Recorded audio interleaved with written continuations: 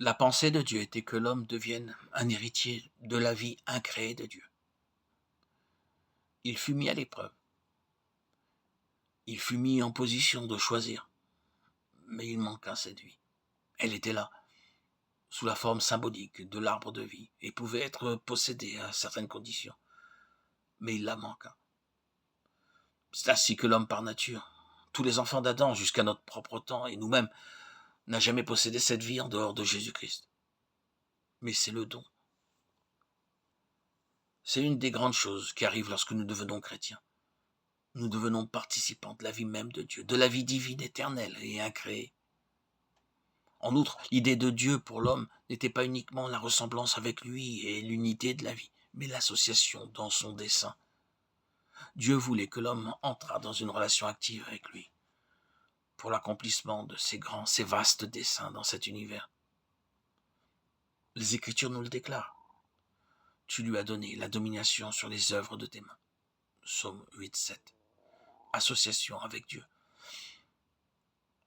À ce sujet, nous avons aussi beaucoup de passages dans le Nouveau Testament. Je pense que nous pourrions dire que 90% du Nouveau Testament nous parle de cette coopération des chrétiens avec Dieu dans ses grands desseins. L'apôtre Paul aime tant se servir de cette expression, selon son dessein.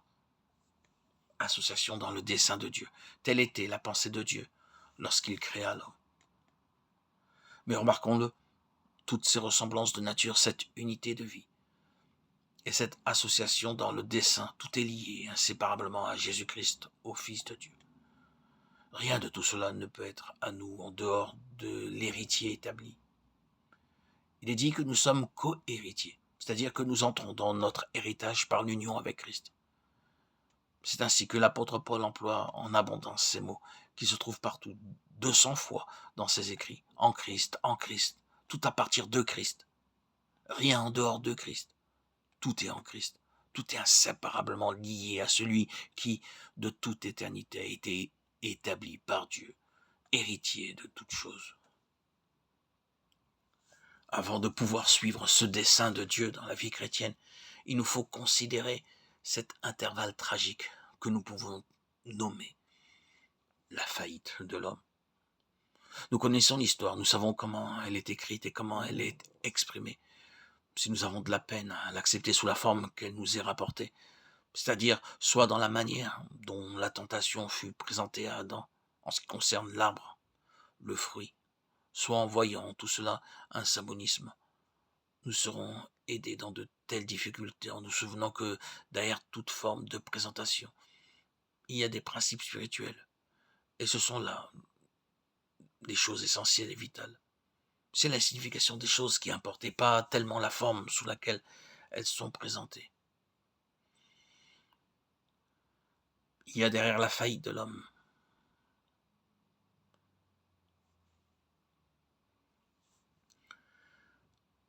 la source de cette chute qui nous est contée dans la Bible. Ici encore, nous sommes merveilleusement ramenés tout en arrière avant la création.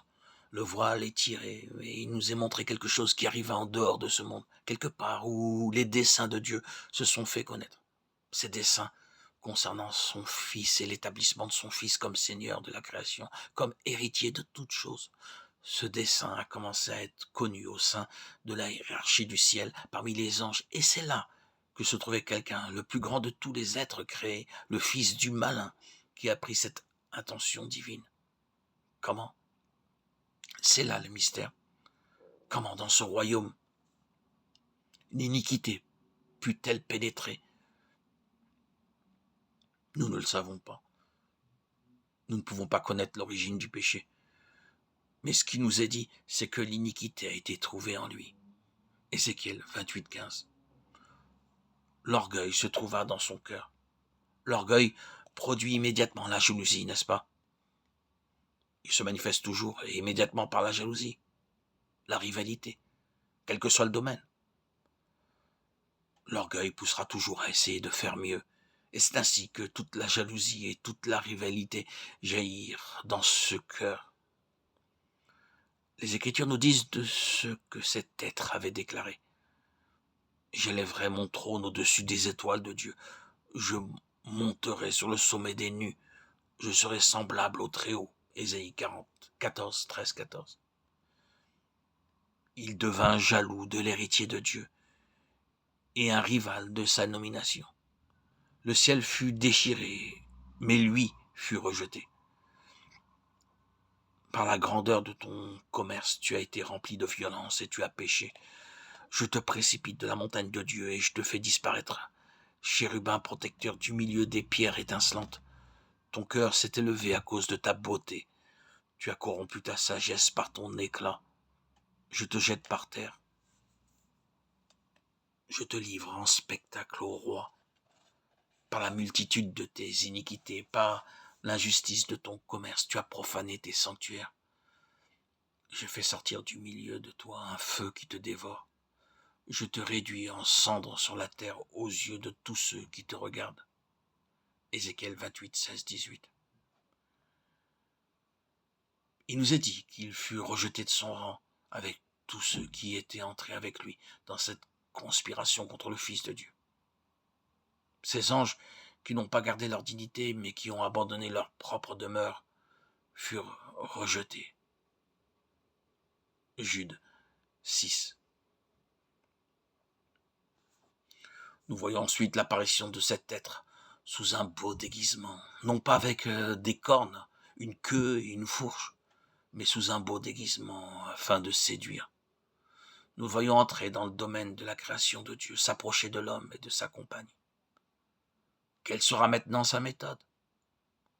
Nous ne comprendrons jamais la signification de la vie chrétienne avant d'avoir saisi ces choses. Quelle fut sa méthode? Quel fut le point central sur lequel l'ennemi dirigea sa grande attaque sur l'homme? Cet homme que Dieu avait créé pour qu'il soit en association avec son Fils dans le grand dessein des âges. Le point sur lequel se concentra l'ennemi fut le moi de l'homme. Je doute que l'homme ait eu conscience de son moi avant que Satan ne l'eût touché sur ce point en disant « Dieu a-t-il vraiment dit ?» Genèse 3.1. L'insinuation était « Dieu retient quelque chose que tu pourrais avoir. Il te limite. Dieu sait que si tu fais quelque chose qu'il t'a défendu, tu auras en toi-même la capacité et la faculté de savoir. Savoir. Pour le moment, sous cette rigueur de Dieu, tu dois dépendre entièrement de lui. Tu dois recevoir tout de lui, alors que tu peux toujours avoir tout en toi-même, et Dieu le sait. Tu le vois, Dieu te prive de quelque chose que tu pourrais avoir, et tu es ainsi un être moindre que ce que tu pourrais être. Dieu ne t'est donc pas réellement favorable, ni à toi, ni à tes intérêts. C'était diffamer Dieu, mais le point soulevé était celui-ci, toi, tu peux être quelque chose, tu peux faire quelque chose, tu peux être au courant des choses. C'était l'égocentrisme, les intérêts personnels, la réalisation de soi et tous les autres nombreux aspects du moi. Le moi se réveilla, ce moi qui avait fait tomber l'ennemi de son premier état. Moi, j'élèverai mon trône au-dessus des étoiles de Dieu. Moi, je serai semblable au Très-Haut. C'était éveiller le moi dans l'homme, de sorte qu'au lieu d'avoir son centre en Dieu, de recevoir tout de Dieu, l'homme aspire à avoir son propre centre en lui-même. Au lieu d'être concentré sur Dieu, il se concentre sur lui-même. C'était là le point visé par l'ennemi. Et l'homme fut entraîné dans ce même orgueil qui avait causé la chute de Satan. Il fut conduit dans le même acte d'indépendance, qui n'est qu'une prétention à la liberté personnelle à l'égard de Dieu.